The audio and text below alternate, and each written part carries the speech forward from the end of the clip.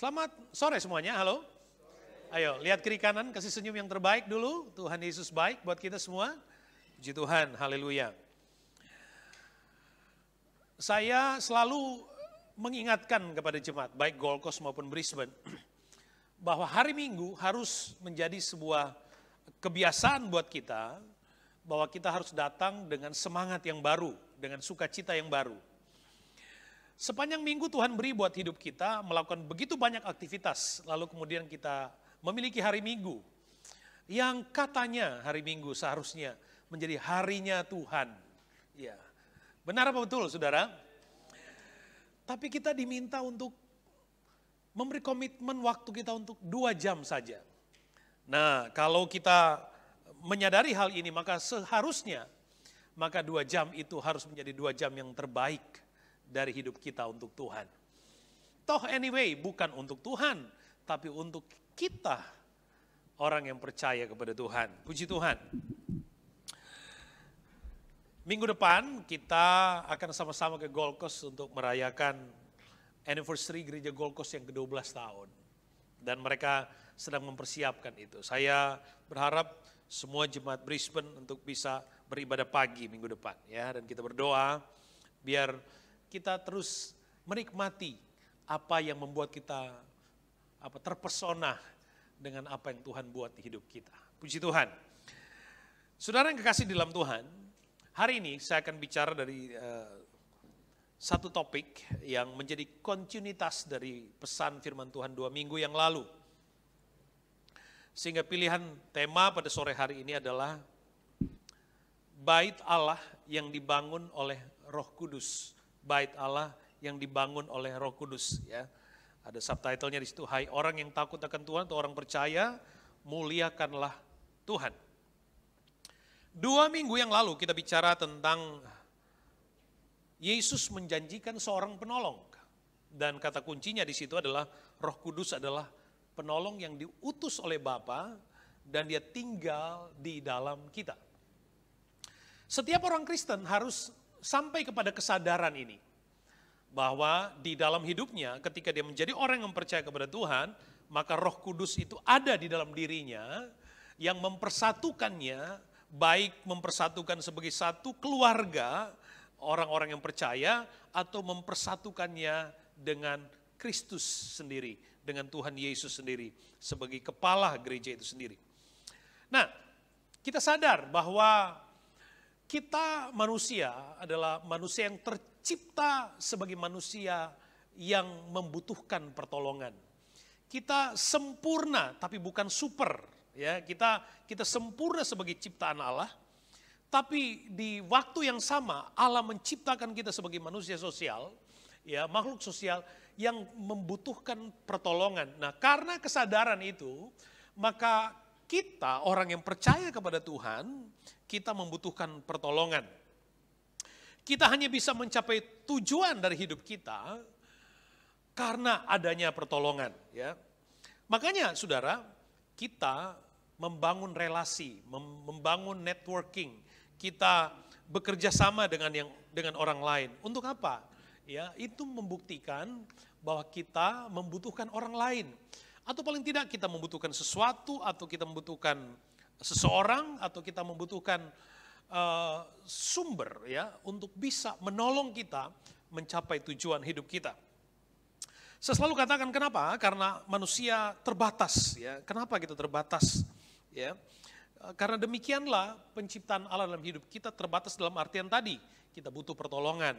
Kita butuh pertolongan dari apa? Kita butuh pertolongan dari kerasnya tantangan kehidupan yang kita hadapi setiap hari. Baik di dalam keluarga, dalam pekerjaan, maupun dalam berbagai isu di mana kita ada di sana. Dan potensi untuk menghadapi tantangan selalu ada, ya, selalu ada. Dan saudara terima atau tidak, bahwa ternyata ada orang yang gak suka kita sukses. Ya, ada, saudara. Ada persahabatan yang tidak menginginkan sahabatnya untuk lebih sukses darinya. Saya sih mau berkata bahwa puji Tuhan di sini nggak ada, ya. Tapi itu fakta sosial. Dan lebih jauh lagi, musuh rohani kita, iblis, tidak suka kita sukses. Kita tidak suka untuk kita mencapai satu prestasi atau satu tujuan dalam rancangan Tuhan. Sehingga ada selalu usaha untuk menggagalkan kita dengan berbagai cara. Jadi, kita perlu pertolongan. Anda membutuhkan pertolongan, saya membutuhkan pertolongan. Memiliki pekerjaan atau memiliki keluarga itu bukan akhir dari semuanya. Artinya bahwa jangan berpikir, setelah kita menikah, puji Tuhan akhirnya menikah. Itu bukan tentang sorga, saudara. Ya, itu belum dari sorga yang sesungguhnya. Kalau demikian maka kenapa ada perceraian? Kenapa ada persoalan dalam pekerjaan? Kenapa ada persoalan dalam bisnis? Artinya bahwa pencapaian-pencapaian yang manusia miliki di dunia ini itu tidak mewakili akhir dari perjalanan dan tujuan hidup kita. Ya, belum. Kita sedang, hidup kita hari ini membuktikan bahwa kita masih hidup. Ya, aktivitas kita hari ini membuktikan bahwa kita sedang ada pada perjalanan kehidupan dan kita bertanggung jawab untuk itu semua. Mari kita membuka Alkitab kita di dalam Roma pasal yang ke-11 ayat yang ke-36 terlebih dahulu. Roma 11 ayat 36 terlebih dahulu. Saya jarang sekali melakukan ini, tapi saya ingin melakukan hari ini untuk mengajak semua jemaat membaca bersama-sama ayat ini ya. Kita baca sama-sama. Jadi seberapa banyak kita yang ada hari ini, saya berharap demikian besar dan kerasnya suara yang harus bisa didengar ya. Roma 11 ayat 36. 1, 2, 3. Sebab segala sesuatu adalah dari Dia dan oleh Dia dan kepada Dia, bagi Dialah kemuliaan sampai selama-lamanya. Puji Tuhan, haleluya, saya senang banget. Kata Dia di sini menunjuk kepada Tuhan sendiri. Rasul Paulus kepada jemaat di Roma menekankan segala sesuatu adalah dari Dia, oleh Dia, dan kepada Dia. Kita mengameni ayat ini. Artinya kita sadar bahwa apa yang kita miliki hari ini, apa yang Anda miliki hari ini adalah dari Tuhan. Bukankah kita percaya bahwa alam semesta ini diciptakan oleh Tuhan? Sehingga kita harus berani berkata bahwa apa yang kita miliki, apa yang kita nikmati hari ini, itu datangnya dari Tuhan. Tuhan yang sudah mempercayakan itu. Tuhan yang bawa kita bahkan ada di negara ini. Semua adalah dari Tuhan. Lalu, apa yang ada di dalam hidup kita, sebut saja itu prestasi, sebut aja itu status sosialmu. Kita pun harus mengimani bahwa Allah juga atau Tuhan juga yang bekerja melalui kita atau di dalam kita sehingga saudara sampai pada titik prestasi saudara hari ini. Kita mengimani itu. Dan itu adalah karakter yang sesungguhnya dari seorang anak Tuhan untuk bisa menyadari akan fakta yang sebenarnya. Bahwa keberhasilan saudara atas apa yang saudara miliki itu semua adalah pekerjaan Tuhan. Nah, kita pun mengerti dari Tuhan, oleh Tuhan, kepada Tuhan. Ya, dari Tuhan, oleh Tuhan, dan kepada Tuhan. Jadi, akhirnya kita harus bertumbuh kepada stage berikutnya, tujuan Tuhan.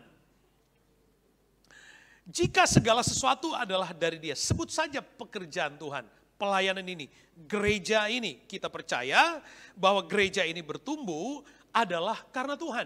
Tuhan yang memberikan pelayanan ini, Tuhan yang memulai gereja ini, Tuhan yang mempercayakan bukan sekedar tentang komunitas Indonesianya, tapi Tuhan yang memberi kita gereja, Tuhan yang memberi kita komunitas untuk mana kita semua bisa beribadah setiap hari Minggu. Dan karena itu jugalah maka Anda ada atau kita semua ada pada level kehidupan rohani yang kita nikmati hari ini. Jadi gereja ini diberikan oleh Tuhan kepada kita untuk menjadi rumah rohani, menjadi rumah pertumbuhan iman buat kita. Dan karena Tuhan jugalah maka gereja ini terus berhidup, bertumbuh. Kita sudah merayakan 20 tahun yang lalu, tahun ini genap 21 tahun akan kita rayakan nanti bulan Juni. Nah, bukan sekedar Tuhan memberikan kita gereja 20 tahun yang lalu, tapi Tuhan juga yang bekerja di dalam pelayanan ini, sehingga kita bisa terus ada, kita terus melayani, ya, dari hanya beberapa orang sampai kita bisa ada pada hari ini, Ya, kita sampai ada pada hari ini. Saya bisa lihat ada kursi yang harus disiapkan di luar. Ya. Artinya, saudara, kita mengakui di dalam kitab Efesus, saya nggak tayangkan itu saya tidak siapkan itu di PowerPoint, tapi Efesus 1 ayat 19 jelas katakan, betapa hebat kuasanya bagi kita yang percaya kepadanya. Betapa hebat, artinya ada kuasa, ada keterlibatan Tuhan dalam pelayanan ini. Dan hanya karena kuasa itu, hanya karena keterlibatan Tuhan, hanya karena Tuhan sendiri, maka pekerjaan pelayanan ini bisa ada sampai hari ini. Kita mengakui itu ya dengan iman. Nah, apakah gereja atau apakah hidup saudara hanya sampai di sini? Saya hari ini ingin mengajak saudara, kita semua untuk tidak menjadi orang Kristen yang sekedar kemudian saya mau jadi Kristen supaya saya diberkati. Saya mau jadi Kristen supaya saya bisa berprestasi. Kita harus bertumbuh kepada sesuatu yang lebih besar dari sekedar apa yang dikejar oleh mayoritas atau kebanyakan orang. Kita nggak bisa, saya mau katakan begini kepada saudara, jangan menggunakan gereja, apalagi menggunakan Tuhan hanya untuk supaya kita diberkati. Puji Tuhan, Tuhan memberkati kita. Tapi kalau kita hanya memiliki kehidupan atau sampai pada pemahaman rohani, gereja supaya saya diberkati, gereja supaya saya berprestasi, maka itu belum sesungguhnya dari kedewasaan rohani saudara. Kita harus bertumbuh kepada apa yang Tuhan katakan. Dari Tuhan, oleh Tuhan, kepada Tuhan. Jangan berhenti hanya kepada oleh Tuhan. Tuhan sudah memberkati, Tuhan sudah mengerjakan sesuatu yang besar di hidup kita. Pelayanan ini bertumbuh karena manifestasi karya pekerjaan Roh Kudus. Ada tanggung jawab setelah itu. Apa itu? Kepada Dia. Kepada Dia. Unto Him all things and all the glory. All the glory. Hanya kepada Tuhan. Bagi Dialah kemuliaan. Mulia artinya kita harus memuliakan Tuhan untuk segala sesuatu yang sudah kita terima. Anda harus memuliakan Tuhan untuk segala sesuatu yang Anda miliki. Kita harus memuliakan Tuhan untuk segala sesuatu yang Dia kerjakan dalam hidup kita. Kita harus memuliakan, Anda harus memuliakan Tuhan untuk prestasimu hari ini. Sebagai student, sebagai seorang profesional, sebagai seorang businessman, apapun kapasitasmu. Anda harus memuliakan Tuhan melaluinya. Melaluinya. Ini tanggung jawab kita sebagai orang percaya. Harus lebih lagi. Jadi untuk segala sesuatu yang Allah sudah berikan, atau Allah lakukan dalam hidup kita, biar kita muliakan Tuhan melalui. Sekarang mari kita bertanya pada diri kita, apa tujuan hidup ini? Apakah dengan apa yang kita miliki kita sudah muliakan Tuhan? Apakah dengan prestasi kita hari ini dan status sosial kita hari ini kita sudah muliakan Tuhan? Mari kita tanya dalam diri kita. Ini harus menjadi pertanyaan yang harus sama-sama kita jawab. Bukan hanya Anda tapi saya juga. Kekristenan harus bertumbuh kepada kualitas hidup di mana kita harus hidup memuliakan Tuhan. Haleluya. Saudara mau memuliakan Tuhan? Amin. Halo.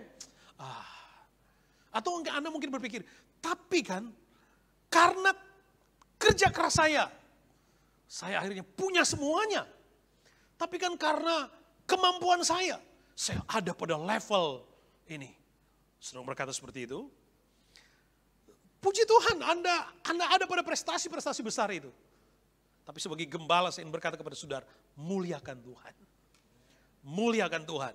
Muliakan Tuhan. Kenapa? Karena memuliakan Tuhan adalah kehendak Allah. Memuliakan Tuhan adalah prestasi kehidupan spiritualitasmu yang mana Anda harus terus hidup di dalamnya. Menikmati semua itu. Kitab Mazmur pasal yang ke-22 ayat 24 bisa dikatakan, kamu yang takut akan Tuhan, pujilah Dia. Hai segenap anak cucu Yakub, ini menunjuk kepada orang-orang percaya. Muliakanlah Dia. Muliakanlah Dia dan gentarlah terhadap Dia. Hai segenap anak cucu Israel.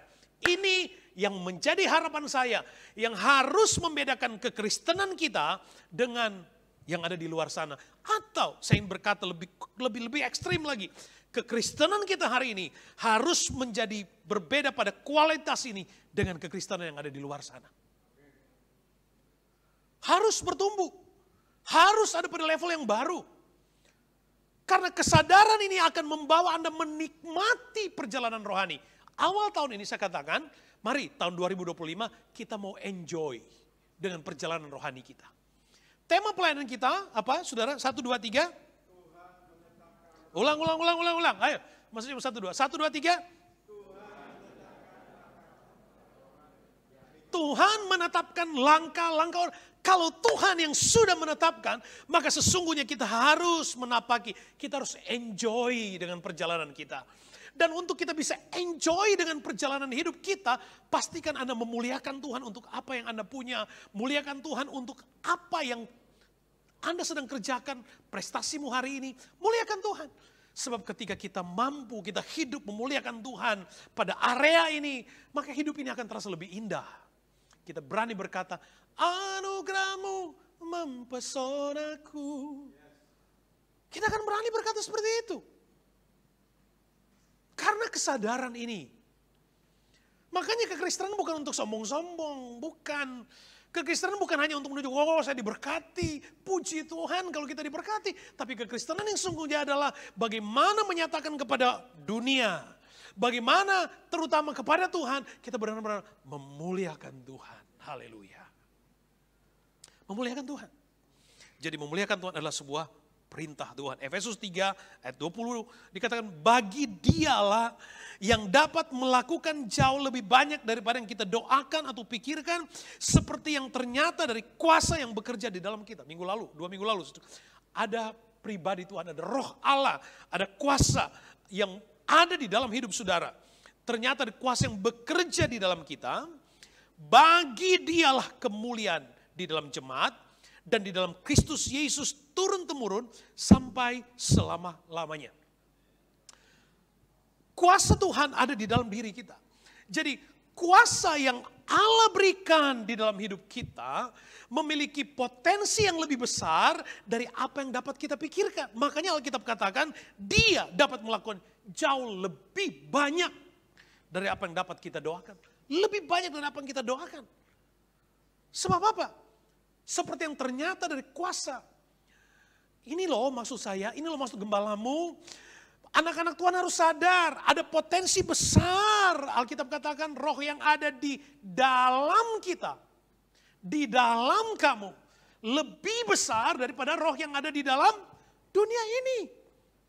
Potensi itu ada di dalam hidup kita untuk kita bertumbuh kepada kualitas yang lebih lagi.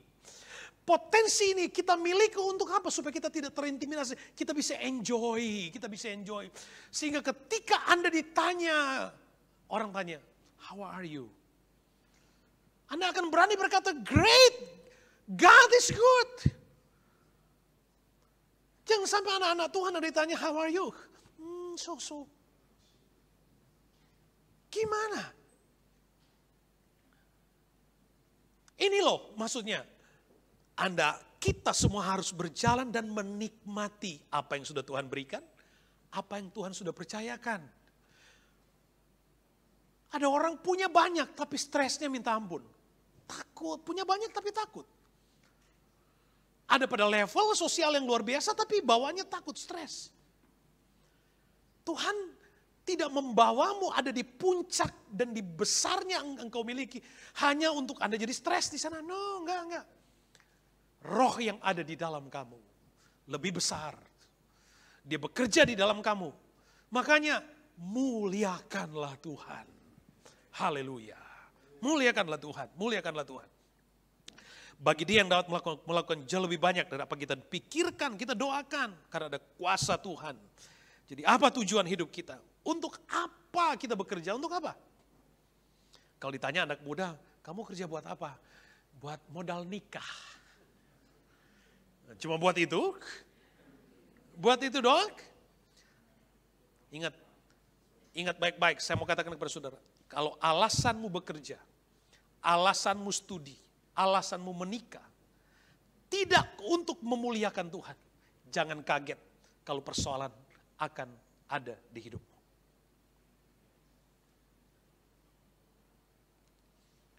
Hidup yang kita hidupi hari ini adalah kehidupan yang membuktikan bahwa iya, kita sedang berprogres pada kehidupan.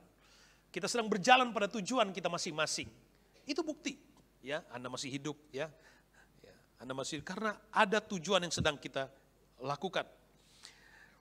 Pertanyaan berikutnya, bagaimana kita memuliakan Tuhan? Bagaimana caranya kita memuliakan Tuhan? Kalau Anda tanya teorinya pada saya juga nggak tahu. Sebab saya manusia yang terbatas yang butuh pertolongan. Saya manusia yang saya mau katakan saudara tahu lebih banyak dari saya. Dalam banyak hal Anda lebih greater than me. Dan karena saya menyadari keterbatasan saya, dan saya ingin memuliakan hati ini, makanya Alkitab katakan begini, roh penurut daging lemah, bukan? Pikiran kita ingin melakukan hal-hal besar untuk Tuhan. Ada dalam pikiran kita, dalam waktu kita di gereja, waktu kita doa, Tuhan aku janji aku memuliakan Tuhan. Tapi berapa banyak begitu keluar dari gereja dia gagal melakukan itu. Kenapa? Karena dia manusia yang terbatas, kita manusia yang terbatas. Dan karena itu saudaraku yang kekasih di dalam Tuhan, coba kita lompat kepada Sakarya pasal 4 ayat yang ke-6. Jadi bagaimana kita memuliakan Tuhan? Ada tanggung jawab sebagai manusia rohani, ada tanggung jawab sebagai manusia sosial. Sakarya 4 ayat 6. Ini kisah tentang bagaimana bangsa Israel setelah 70 tahun mereka di pembuangan di Babilonia, mereka pulang setelah 70 tahun. 70 tahun kemudian Zerubabel memimpin rombongan yang pertama pulang dari Babel. Waktu mereka pulang dari Babel, ada perintah tuh. Harus membangun bait Allah. Harus membangun gereja, harus membangun rumah Tuhan. Ya, waktu itu tidak disebut gereja, tapi bait Allah. Tapi untuk memudahkan kita memahami ini maksudnya. Membangun bait, rumah Tuhan. Ada perintah tuh. Zerubabel, seorang bupati Yehuda. Dia yang memimpin. Lalu ada perintah membangun bait Allah. Waktu perintah ini datang untuk membangun bait Allah, menyelesaikannya, maka Sakaria datang kepada Zerubabel. Sakaria katakan begini. Inilah firman Tuhan kepada Zerubabel, bunyinya. Bukan dengan keperkasaan dan bukan dengan kekuatan, melainkan dengan rohku, firman Tuhan semesta alam. Saya sudah pernah mengelaborasi ayat ini beberapa waktu yang lalu. Bukan dengan keperkasaan dan bukan dengan kekuatan, melainkan dengan rohku. Ingat, tujuannya adalah membangun bait Tuhan. Perintah itu, bangun bait Allah. Lalu diingatkan oleh Sakaria, hati-hati. Hati-hati. Bukan dengan keperkasaan, bukan dengan kekuatanmu, melainkan oleh roh Tuhan. Ada pada dua kondisi.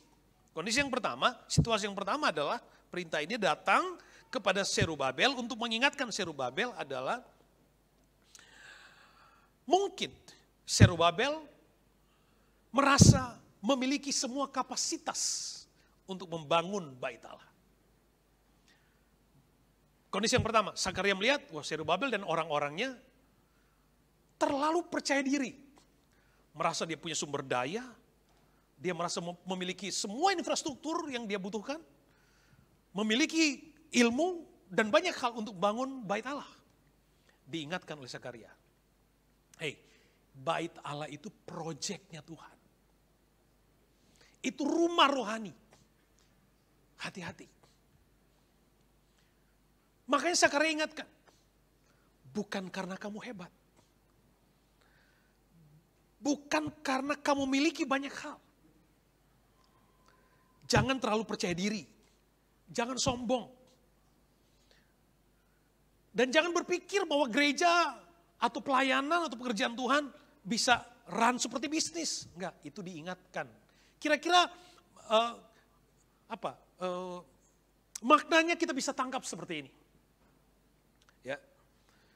Pekerjaan Tuhan atau pelayanan adalah milik Tuhan. Ditegaskan oleh Sakaria kepada Zerubabel, Roh Kuduslah yang memberi kuasa dan kesanggupan untuk membangun bait Allah. Itu pekerjaan Allah. Roh Kuduslah yang membangun ministry itu pekerjaan Allah.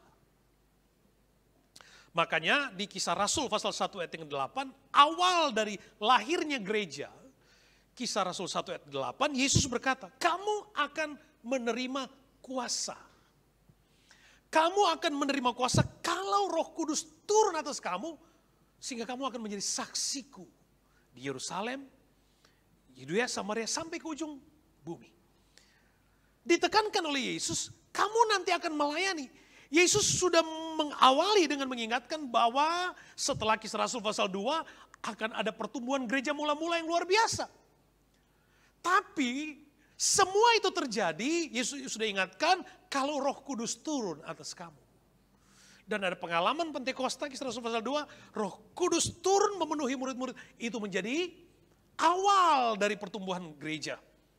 Dan ini juga menjadi mengingatkan kita melakukan pekerjaan Tuhan pelayanan ini, bahwa semua adalah karena pekerjaan Roh Kudus. Pekerjaan Roh Kudus. Bukan oleh kekuatan gagah kita, oleh pekerjaan Roh Kudus. Saudara, apa yang kita nikmati hari ini? 20 tahun yang lalu, memulai dari tempat yang sederhana dengan beberapa orang saja, ya. Dan sampai pada hari ini kita ada pada kapasitas kita hari ini, saya mau berkata, bukan karena figur tertentu, bukan karena kelebihan-kelebihan tertentu, bukan. Puji Tuhan, Tuhan memberikan kita sumber daya yang luar biasa di komunitas kita. Tapi bukan itu ukurannya.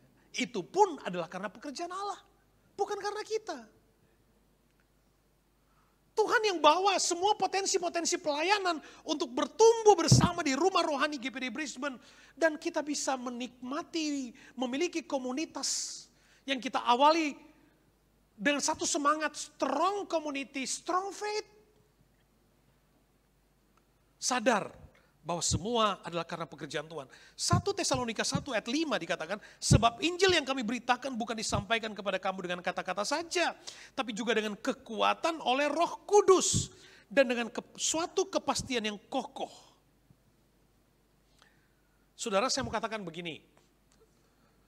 Kita harus jadi orang Kristen yang jangan berpikir begini, wah saya punya pendeta favorit. Saya suka khotbahnya dia. Saudara boleh nonton YouTube di mana boleh, tapi ketika Anda datang ke gereja, Anda nggak boleh memilih. Ketika Anda duduk di gereja, dengar firman Tuhan, Anda nggak boleh memilih. Anda nggak, apalagi berkata, dia lagi yang Om Jerry lagi, udah panjang, udah. Anda nggak boleh memilih. Waktu Anda duduk di gereja, Anda nggak boleh memilih. Sebab itulah yang Tuhan percayakan untuk Anda terima makanan rohani. Siapapun yang berdiri balik mimbar ini. Rasul Paulus kepada jemaat Tesalonika dikatakan, kami di sini dikatakan menyampaikan firman bukan dengan kata-kata, bukan karena dia hebat. Bukan kan. Rasul Paulus itu saudara, kalau dibedah, ya, kalau membedah pelayanan Rasul Paulus, ada yang berani katakan begini, Rasul Paulus itu bukan seorang yang bukan seseorang yang pintar ngomong, bukan. Bukan seorang yang pintar mempresentasikan sesuatu, bukan. Kenapa? Ada kisah Paulus lagi khotbah, etikus sampai ketiduran. Ya, jadi dia juga punya kelemahan. Ya. Dan Alkitab tekankan, dia katakan bukan karena hebatnya, bukan karena jagonya pengkhotbah, bukan sama sekali. Tapi dia katakan, dengan kekuatan Roh Kudus. Dengan kekuatan Roh Kudus yang menyanggupkan semua pelayan-pelayan yang berdiri di mimbar ini, baik di Gold Coast maupun di Brisbane, untuk menyampaikan firman Tuhan. Karena Tuhan. Karena pekerjaan Allah. 2 Korintus 3:5, dengan diri kami sendiri kami tidak sanggup untuk memperhitungkan sesuatu seolah-olah pekerjaan kami sendiri ini. Tidak, kesanggupan kami adalah pekerjaan Allah. Kesadaran ini loh, dalam pelayanan, pekerjaan semua adalah pekerjaan Allah. Ialah yang membuat kami juga sanggup menjadi pelayan-pelayan. Suatu perjanjian baru yang tidak terdiri dari hukum yang tertulis tapi dari roh. Saya mau mengingatkan pelayan-pelayan di gereja ini. miliki kesadaran ini secara permanen. Kalau gereja ini ada, gereja ini bertumbuh, kita bisa melayani, itu bukan karena kita hebat. Puji Tuhan kalau Tuhan berikan kita kemampuan, ada X yang Tuhan tambahkan dalam pelayanan kita. Tapi tetap yang nomor satu, sumber hidup dan pertumbuhan pelayanan ini karena pekerjaan Roh Allah. Harus mengerti ini, harus mengerti ini. Itu kondisi yang pertama. Sakaria ingatkan kepada Zerubabel, hey, bukan karena Anda hebat. Bukan, tapi karena Roh Tuhan. Jadi bait Allah itu harus dibangun karena pekerjaan Roh Allah. Kondisi yang kedua, Sakaria mengingatkan kepada Zerubabel, mungkin Zerubabel melihat, mungkin Sakaria melihat Zerubabel ini enggak pede nih. Merasa diri tidak memiliki kapasitas untuk dapat membangun, dapat melakukan pekerjaan Tuhan. Merasa, aduh gimana, saya nggak bisa, saya nggak sanggup, saya nggak mampu. Makanya Sakaria ingatkan, hey, kita nggak butuh kehebatan kamu. Karena yang namanya pelayanan itu adalah karena kuasa Roh Kudus. Diingatkan oleh Sakaria, waktu membangun bait Allah, bukan karena Anda hebat, bukan. Dan juga bukan karena Anda merasa waktu, saya ini nggak bisa, saya nggak apa-apa. It's okay kalau Anda nggak bisa. Tapi sepanjang hatimu lurus, sepanjang hatimu berkenan kepada Allah, sepanjang Anda mengarahkan iman dan ketaatan serta kesetiaanmu kepada Allah, maka akan ada intervensi Tuhan. Akan ada divine intervention untuk Roh Allah bekerja, membuat pekerjaan Tuhan ini bertumbuh. Makanya yang namanya pelayanan di gereja ini enggak tunggu Anda hebat. Enggak. Asal Anda mau setia, Anda mau denger-dengeran, Anda mau taat, pasti jadi.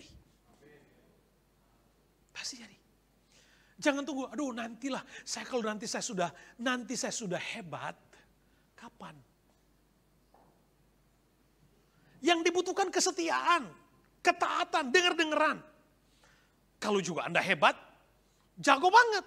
Tapi fail karena nggak dengar-dengeran, nggak setia buat apa? Yang terutama dalam pekerjaan Tuhan itu, it's okay kalau kita belum bisa. It's okay kalau kita belum dapat melakukan. Tapi ingat, di dalam melakukan pekerjaan Tuhan, Allah sendiri yang akan memberikan kesanggupan, memberikan kemampuan untuk kita bisa mengerjakan, melakukan pekerjaan Tuhan itu dengan baik. Efesus 4 ayat 11 jelas mengatakan, dialah yang memberikan rasul-rasul, nabi, pemberita Injil, gembala, pengajar, untuk memperlengkapi orang-orang kudus. Jadi ada pekerjaan Allah yang bekerja secara tidak terlihat oleh mata kita mungkin. Tapi dia terus berkarya, membentuk setiap hati, membentuk setiap pribadi supaya apa? Supaya menjadi pribadi-pribadi yang siap melayani, melakukan pekerjaan Tuhan. Melakukan pekerjaan Tuhan. Membangun bait Roh Allah lah yang bait Allah dibangun oleh Roh Allah. Membangun bait Allah bukan dengan kekuatan kita. Ini yang pertama, bait Allah. Membangun bait Allah. Yang pertama kita bicara tentang bait Allah secara kolektif, organisasi. Ya. Jemaat Tuhan, komunitas, kita membangun bait Allah. Syaratnya jelas, karena Roh Kudus dan hanya oleh Roh Kudus. Yang kedua, saya ingin bicara tentang membangun bait Allah sebagai pribadi, sebagai person, sebagai organisme.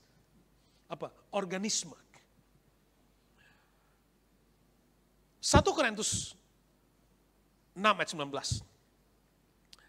Jadi membangun bait Allah sebagai manusia, membangun manusia seutuhnya, ya. Manusia rohani, membangun manusia sosial, membangun manusia profesional.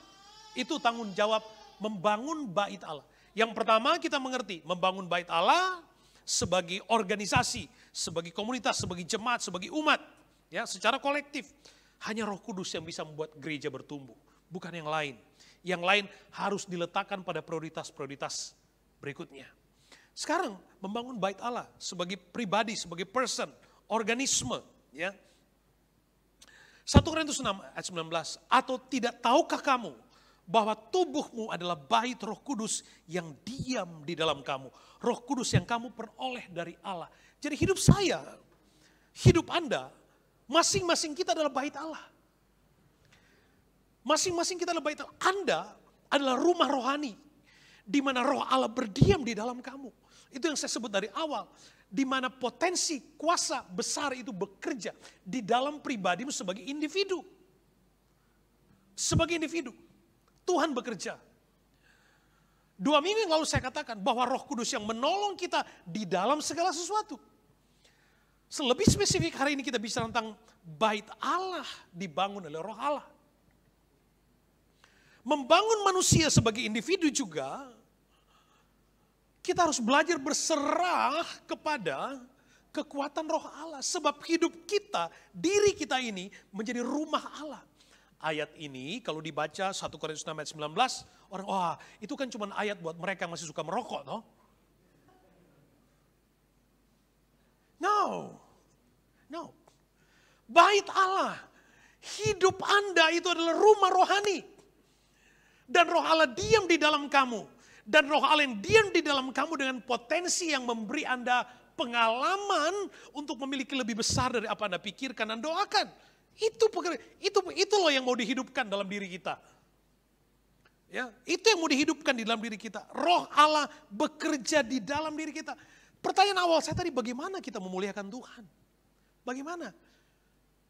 Kita ini masih lemah, pingin banget tapi tiba-tiba malas. Tiba ada aja yang membuat kita gagal, membuat kita tidak maksimal, ada. Karena kita terbatas. Karena menyadari kita terbatas ini, maka firman Tuhan datang kepada mengingatkan kepada kita, hey, kamu gak sendirian, itu berita gembiranya. Kita ini gak sendirian waktu melayani. Kita ini gak sendirian untuk bertumbuh sebagai individu. Ya, kita gak sendirian. Jangan cuma merasa bahwa Anda butuh Tuhan waktu di gereja. Jangan cuma Anda merasa bahwa Anda butuh Roh Kudus atau Roh Kudus terlibat dalam hidup kita hanya waktu nyanyi, waktu ada di gereja. No. Waktu Anda sedang jalan ke kampus, waktu Anda duduk di kampus, Anda duduk di kantor saudara, Roh Kudus ada di dalammu.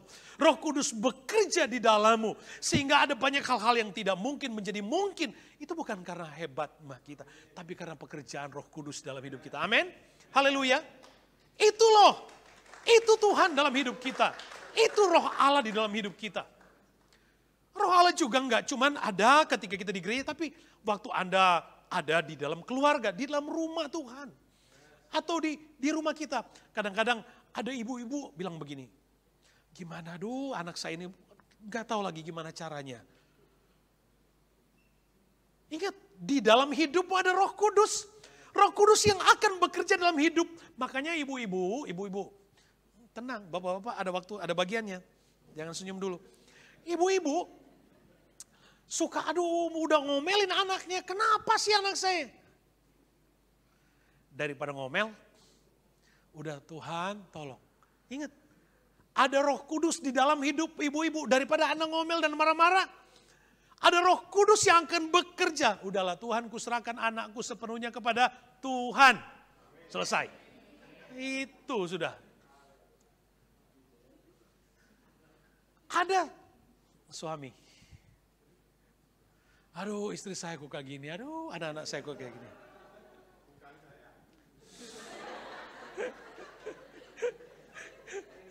Aduh, kita.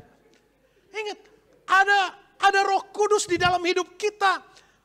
Bukan karena, ingat, kita bisa membangun keluarga, membangun rumah tangga, membangun prestasi. Bukan karena kita hebat. Alkitab mengingatkan kita kepada kita hari ini untuk kita dapat memuliakan Tuhan melalui pekerjaan kita, melalui status kita.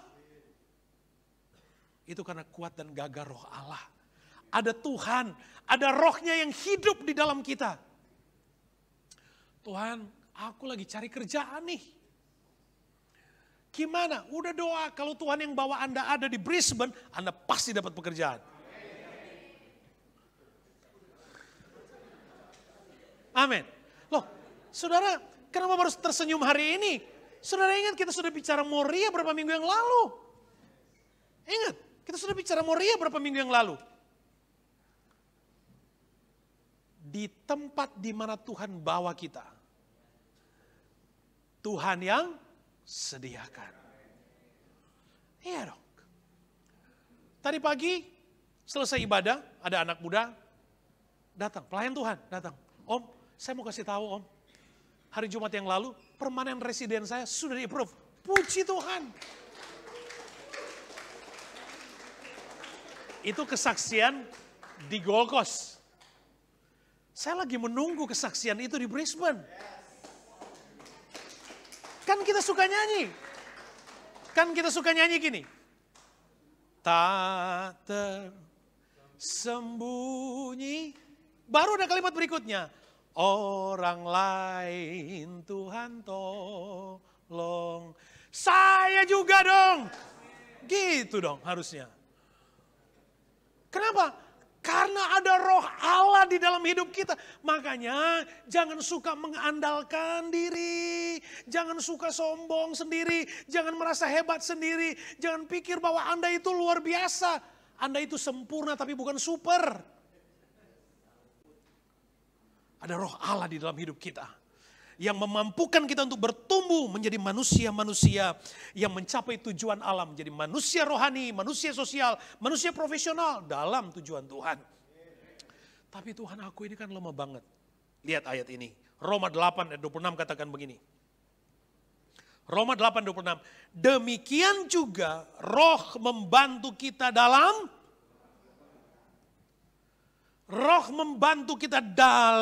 kelemahan kita. Kadang-kadang musuh rohani itu nggak datang dari jauh, nggak. Dia nggak datang dalam bentuk yang ekstrim, nggak. Musuh rohani itu cuma datang bilang begini, kamu mah nggak bisa. Sudah nggak mungkin. Dia cuma datang membisikkan di telinga kita, nggak mungkin deh. Kadang-kadang musuh itu cuma datang, dia cuma lewat di pikiran kita, udah nggak mungkin, udah impossible deh, udah hopeless deh, udah. Kadang-kadang musuh rohani cuma lewat begitu. Untuk apa? Hanya untuk mencuri, merampas berkat kita. Agar kita nggak memuliakan Tuhan. Makanya pastikan hidup kita ini memuliakan Tuhan dengan apa yang kita punya. Tapi kan Tuhan, masa aku harus berikan sama Tuhan? Aku udah capek-capek begini kerja dan seterusnya, masa buat Tuhan? Saya ingin challenge saudara. Saya sudah membuktikan dan sudah melihat. Saudara-saudara yang benar-benar memuliakan Tuhan dengan apa yang mereka miliki. Dan memuliakan Tuhan dengan apa yang, dengan status mereka. Mereka diberkati dengan luar biasa. Pengalaman menjadi gembala selama 20 tahun lebih sudah cukup bagi saya untuk bisa melihat. Jemaat-jemaat yang diberkati Tuhan. Karena mereka mau memuliakan Tuhan dengan apa yang mereka miliki. Mereka mau memuliakan Tuhan melalui pekerjaan-pekerjaan. Tidak pernah ada perhitungan. Kita menjadi gereja yang puji Tuhan, Tuhan berkati. Setiap tahun kita bangun gereja satu atau rumah pastori satu di Indonesia. Itu bukan karena kita hebat. Itu karena Tuhan masih mempercayakan kita. Itu luar biasa. Muliakan Tuhan, muliakan Tuhan. Dia membantu, roh Tuhan membantu kita dalam kelemahan kita. Saya ini banyak sekali kelemahan. Kalau cuma menghitung kelemahan, aduh gak kuat, bener gak kuat. Tapi karena Tuhan itu jauh lebih besar dan lebih dahsyat, lebih luar biasa. Dia Allah El Gibor, dia Allah Jehovah Jireh dalam hidup kami. Maka saya masih bisa tetap berdiri di hadapan saudara. Masih bisa melayani. Yohanes pasal 16 ayat 8. Roh Kudus akan menginsyafkan dunia tentang penghakiman, kebenaran, dosa. Itu pekerjaan Roh Kudus. Roh Kudus menginsafkan dunia akan kebenaran. Ibadah Hope kemarin, hari Kamis, Ibu Jesani sharing bagus sekali. Ya, bicara tentang ini. The truth will set you free. Kebenaran akan memerdekakan, bagus banget. Roh Kudus akan menuntun kita kepada kebenaran. Dan kebenaran itu adalah person. Kalau Anda ingin tahu tentang Yesus lebih detail, lebih dalam, lebih luar biasa, nggak mungkin dengan caramu sendiri. Ada orang ingin tahu, dia belajar luar biasa tentang firman, tapi nggak pernah melibatkan Roh Kudus dalam dirinya. Ada orang bergelar teologi ya, tapi akhirnya jadi ateis. Tinggalkan Tuhan. Kenapa? Dia tidak membuka dirinya untuk Roh Kudus bekerja dalam dirinya. Ukurannya selalu apa? Rasionalitasnya. Akhirnya nggak ngerti-ngerti tentang firman Tuhan. Hari ini, Roh Kudus mengingatkan saudara. Roh Kudus akan mengingatkan kita tentang kebenaran. Hidup benar. Bagaimana hidup benar? Bagaimana hidup bertumbuh kepada kebenaran. Dan bagaimana menemukan kebenaran itu pribadi Tuhan Yesus sendiri. Itu yang kita harapkan dalam pekerjaan dan pelayanan kita. 2 Petrus pasal 3:18, tetapi bertumbuhlah dalam kasih karunia dan dalam pengenalan akan Tuhan dan juru selamat kita Yesus Kristus. Baginya kemuliaan. Baginya kemuliaan. Baginya kemuliaan. Anak-anak muda, mulai dari usia studimu sampai kepada Anda para profesional, sampai kepada titik di mana Tuhan mempercayakan level prestasimu. Muliakan Tuhan. Muliakan Tuhan. Muliakan Tuhan. Dari Tuhan. Dari Tuhan. Oleh Tuhan. Kepada Tuhan. Kemuliaan baginya untuk selama-lamanya. Itulah gereja Tuhan. Itulah panggilan kita. Kita bangkit berdiri bersama.